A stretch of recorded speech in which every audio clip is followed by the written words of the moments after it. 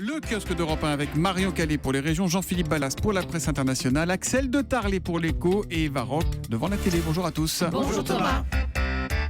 On commence avec vos quotidiens nationaux. Le sujet principal de vos journaux reste le même ce matin, mais les angles d'attaque sont variés. Il y a cette question posée par l'Humanité. À quoi devra servir une grande coalition de l'ONU ?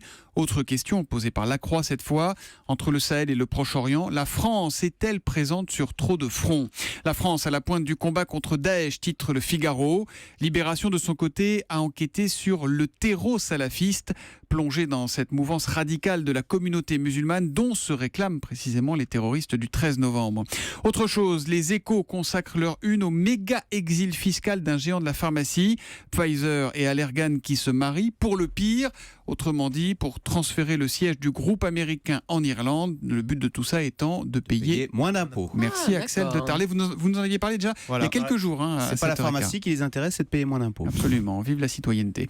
Direct Matin nous parle de la planète, il s'inquiète pour la planète, 76% des Français se disent préoccupés par le climat. Tiens, autour de la table, vous êtes combien à être préoccupés par le climat ? Moi. 1, 2, 3, 4 Non, il y a Julie qui s'en fout complètement. Mais sinon, Non, j'en sais rien, je sais pas. merci. Il fait un peu chaud dans ce studio d'ailleurs. C'est le réchauffement. Allez, mangez vos gâteaux, on vous rappelle tout à l'heure. À cette occasion, en tout cas, de la COP21, le CCFD Terre Solidaire, association reconnue d'utilité publique, consultante pour l'ONU, s'est acheté une page de pub, ou plutôt d'information, toujours dans Direct Matin. On y voit 2 carrés de chocolat, et là ça va intéresser Julie, avec la mention « Produits menacés ». En 2080, si on n'agit pas aujourd'hui, le cacao va disparaître à cause des dérèglements climatiques. Et oui, Marion Calais. Dans les pays du Sud, les changements climatiques menacent l'ensemble de l'agriculture. Et puis je vous signale un numéro spécial de 20 minutes qui ne donne pas la parole aux politiques, aux experts, aux spécialistes ou aux polémistes, mais aux gens, et plus précisément aux 15-34 ans. Ce sont d'ailleurs eux qui ont rédigé ce gratuit, dont le titre est ce matin Debout. À la une des régions, Marion Calais, les unes qui ont attiré votre œil. Celle de Var matin, la mort en face après le décès d'un douanier hier à Toulon. 2 autres fonctionnaires ont été blessés en voulant arrêter un homme qui s'était fait livrer une pièce pour fusil d'assaut. Metz dit oui à la Saint-Nicolas, Nancy dit non. L'après-attentat toujours à la une, notamment du Républicain Et à Lorrain. propos, le marché de Noël à Strasbourg, on sait finalement, ça va se faire ou pas ? Il est maintenu, mais il va falloir montrer patte blanche, comme le disent les dernières nouvelles d'Alsace, avec des checkpoints installés aux entrées du marché. Et puis à 6 jours du lancement de la campagne d'hiver des restos, l'appel relayé par l'Est républicain. Dans le Doubs, l'association cherche des bénévoles pour assurer la distribution alimentaire notamment. L'histoire du jour, Marion, c'est celle d'un petit pont qui n'est pas en bois, mais qui fait la une de la Charente libre. Et pour cause, ce petit pont, il se retrouve au cœur de la future immense région Aquitaine, Poitou, Charente, Limousin. C'est assez bluffant quand vous regardez la carte. Il est vraiment à l'intersection des 3 régions, un territoire jusque-là isolé, mais aujourd'hui donc central. Et ça vaut bien un coup de projecteur. Plusieurs maires demandent à ce que la région soit baptisée ici, sur ce petit pont Rouchot. Ils ont même écrit au préfet, aux élus de la région pour plaider leur cause. Imaginez, plaisante l'un d'eux, vous avez toujours été en bordure de tout et pour une fois, vous allez être au milieu de quelque chose.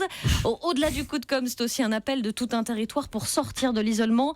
La modernité n'est pas parvenue jusqu'à nous, regrette une élue, d'où l'appel donc à l'organisation d'un événement symbolique sur ce site unique en France. C'est quoi un pont Rouchot ? C'est le nom du pont, le pont Rouchot. Exactement. Rouchot. Le petit pont de bois.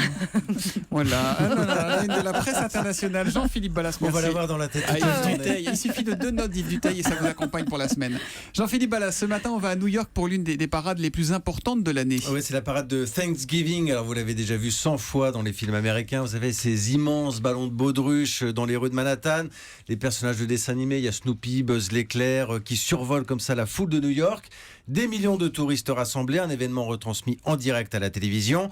Et forcément, cette année, la crainte des attentats. Mais les amis, nous sommes à New York, une ville qui en a vu d'autres côté attentats.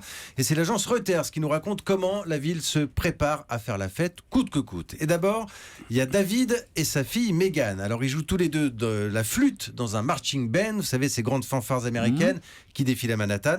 Ça fait plus d'1 an qu'ils répètent qu'ils se préparent. Alors pas question de laisser les terroristes occuper le terrain.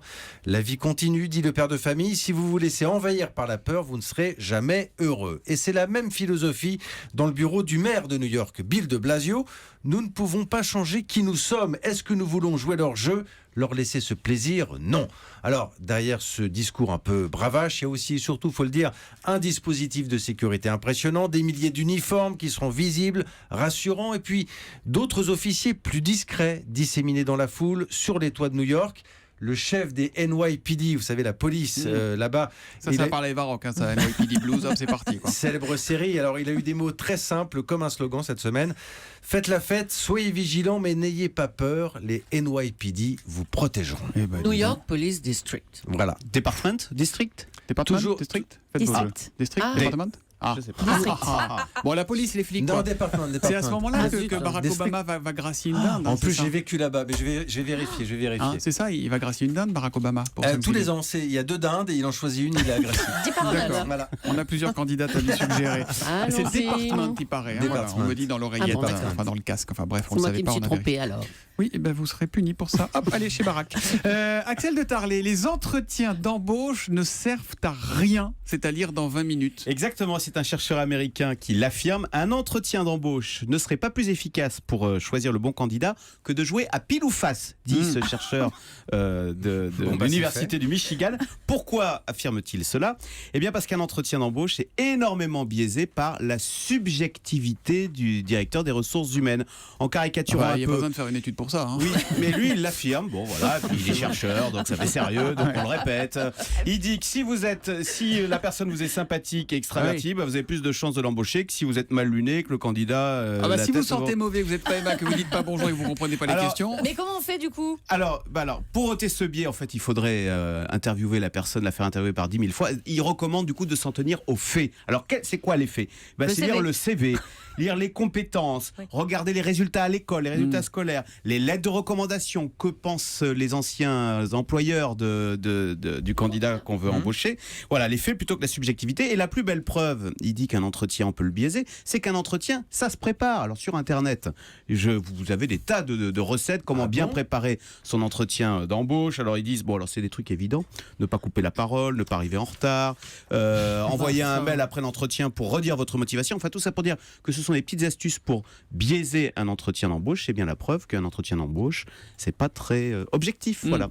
Et puis les questions pièges. Et c'est quoi votre pire défaut? La gourmandise. Magie, la baguette magique. C'est ça, on prépare tout ce genre de fiches. Voilà, merci beaucoup.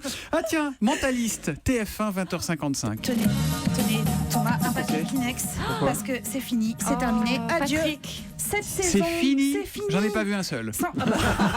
Il vous renvoie les Kleenex, il vous les jette à la En plus, c'est figure. pas possible. 151 épisodes et voilà, les aventures de Patrick Gênes, Marion ne pleurez pas, dit le mentaliste incarné par le très charmant Simon Baker, s'arrête. Voilà, l'enquêteur au sens psychologique super développé, c'était ça.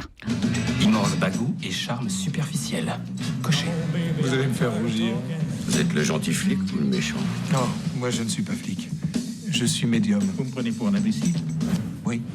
Selon les résultats obtenus à travers ce test, vous êtes un véritable psychopathe. Ça explique beaucoup de choses. Il va pas être embauché, lui. Hein. Et voilà, exactement. Alors ce soir pour le final, je vous dévoile rien quand même, hein, mais Patrick Ah, si, Gênes... on a un Non, truc mais- de Tati oui. Nicole. Ça finit bien ou il y a un des deux qui meurt à Non, la ça fin finit bien. Il va... Elle a répondu. Non, mais je peux le dire. Non, mais si, je peux le dire ça. Ça finit bien parce que vous savez qu'en plus, ce dernier épisode, mais là, je ne dévoile rien. Il va se marier. Enfin, en tout cas, il prépare son mariage. Voilà. Mais dites rien. Mais ça va être compliqué. Voilà. ça se finit Alors, bien, il se marie, mais on raconte pas la mentaliste quand même.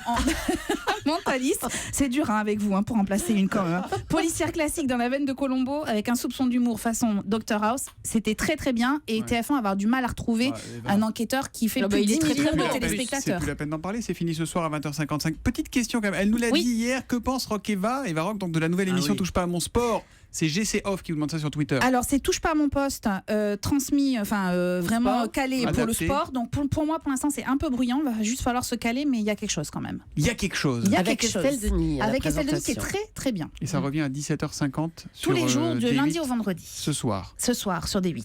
Rideau sur le kiosque.